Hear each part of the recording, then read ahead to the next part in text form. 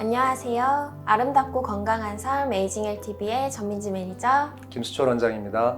지난 영상에서 부위별로 수술 방법이 굉장히 다양하다는 것을 알게 되었는데요. 안면거상 수술의 실제 사례와 효과가 더 궁금해졌어요, 원장님.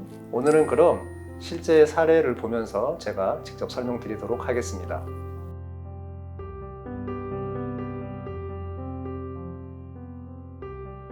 먼저 안면거상 수술의 효과에 대해서 다시 한번 사진을 보면서 정리해서 말씀을 드리겠습니다. 안면거상 수술은 팔자주름, 입가주름, 늘어진 볼살, 그리고 울퉁불퉁한 턱선을 개선시키는 것이 안면거상 수술이 되겠고, 목거상 수술을 같이 병행을 하는 경우도 많은데 목의 처짐과 주름 증상도 동시에 개선을 시킬 수가 있겠습니다. 지금 보시는 분은 63세 여자분이신데 볼살이 처진 게 보이죠? 팔자주름과 입가주름이 보이고, 옆에서 보면 이 턱선 부위가 좀 처지면서 울퉁불퉁한 상태입니다.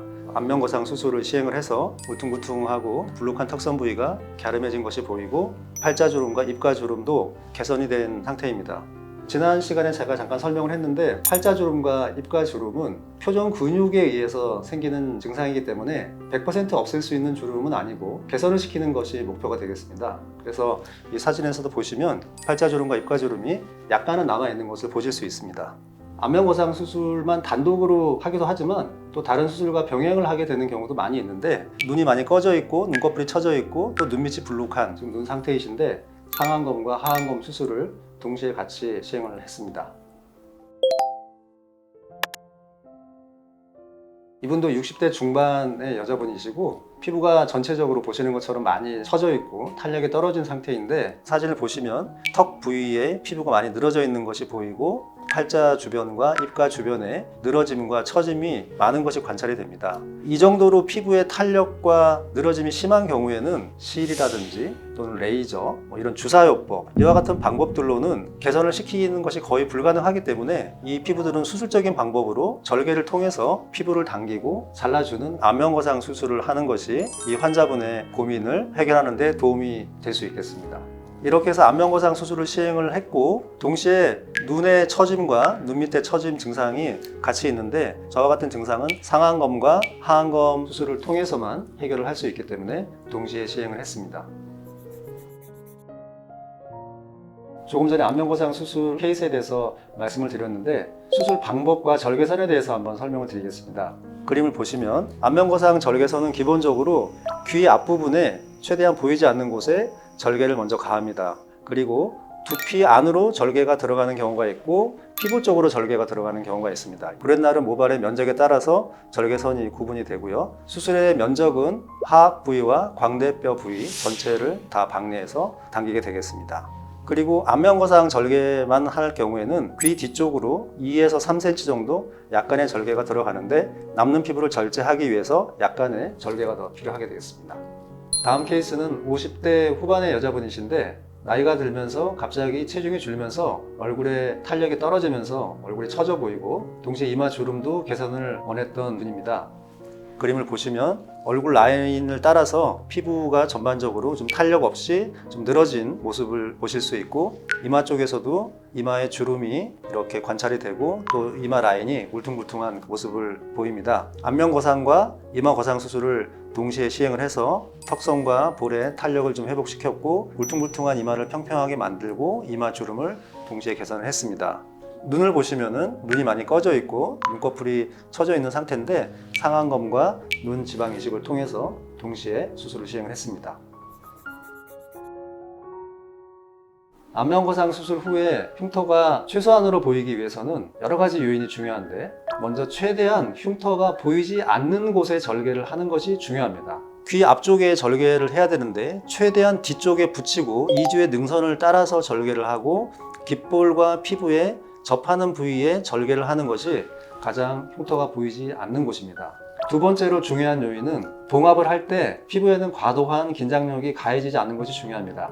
피부를 너무 지나치게 절제를 많이 하고 봉합을 하게 되면 벌어지려는 힘이 생기기 때문에 가능하면 지나치게 절제하지 않는 것이 중요합니다. 피부보다는 그 안쪽에 근막을 강하게 당기는 것이 중요하겠고, 과하지 않게 남는 피부만 절제해서 과도한 긴장력이 생기지 않게 하는 것이 흉터가 남지 않는 중요한 요인이 되겠습니다.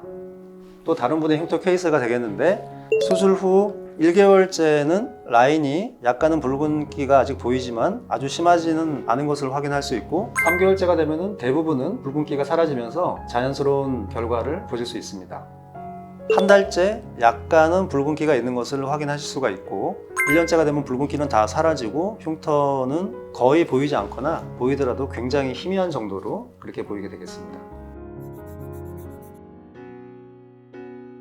회복 과정에서 중요한 것은 붓기와 멍이 되겠는데 어떻게 하는 것이 붓기와 멍이 적게 생기는지에 대해서 먼저 말씀을 드리겠습니다. 첫 번째 중요한 것은 수술 시간입니다. 수술 시간이 길게 되면은 붓기와 멍이 더 생기게 마련입니다. 두 번째로는 수술을 할 때 지혈을 철저하게 하는 것이 중요합니다. 출혈이 많은 경우에는 의사 입장에서는 번거롭고 힘든 과정이기 때문에 적당히 하게 되는 경우도 이제 있는데 이것을 철저하게 하는 것이 붓기와 멍을 줄일 수 있는 두 번째 중요한 요인이 되겠습니다. 세 번째 중요한 것은 환자의 요인인데 고혈압이 굉장히 심하다든지 혈소판 수치가 낮아서 멍이 굉장히 잘 드는 체질이라든지 출혈이 잘 생기는 건강식품이나 약을 오랫동안 복용을 하는 경우 이와 같은 요인이 있는 경우에는 붓기와 멍이 많이 생길 수 있겠습니다.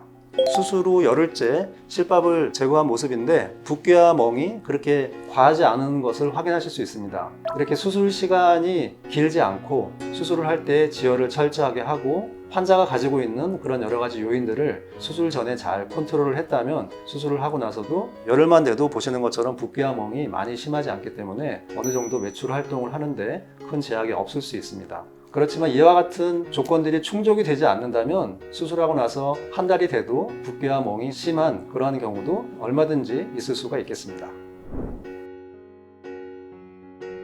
안면거상 수술의 실제 사례를 보니까 효과가 굉장히 뛰어나다는 걸 알 수 있었는데요. 자신의 얼굴에 맞는 수술 방법과 효과를 알기 위해서는 직접 병원에 방문해서 상담 받아보시는 게 무엇보다 중요하겠네요, 원장님. 네, 맞습니다. 안면거상 수술에 대해서 고민을 하고 계신다면 부담 없이 병원에 오셔서 상담 받아보시기를 권유드립니다. 다음 영상에서는 안면거상 수술에 있어서 환자분들이 궁금해하시는 여러 가지 점들이 많이 있는데 그 궁금증에 대해서 하나하나 설명드리는 시간을 갖도록 하겠습니다. 도움이 되셨다면 구독과 좋아요 눌러주시고요. 궁금하신 점이 있으면 카카오톡으로 질문 남겨주시면 답해드리도록 하겠습니다. 이상으로 에이징 LTV 전민지 매니저 김수조 원장이었습니다. 감사합니다.